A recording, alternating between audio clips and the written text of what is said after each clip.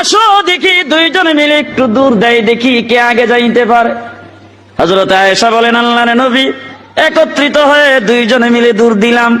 আমি নবীর আগে চলে গেছি, রাসূল পেছনে পড়ে গেছে। আয়েশা ফার্স্ট। এবার হাসতে হাসতে আয়েশা খুব খুশি, বুঝেন না, হুজুরের পেছনে ফালাই দিছে, হাসতে হাসতে ভিতরে চলে গেছে।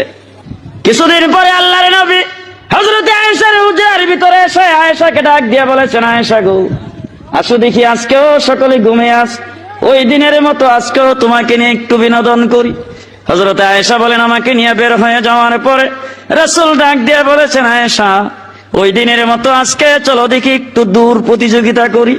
হযরত আয়েশা বলেন, আমার শরীরটা একটু মোটা হয়ে গেছে, আমি একটু বার হয়ে গেছি, আজকে রাসূলের সাথে দূর দিয়েছি, হুজুর আমার আগে চলে গেছে, আমি রাসূলের পেছনে পড়ে গেছি।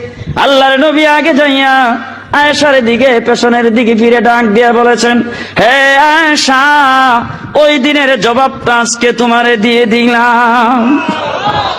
কেমন খুশি!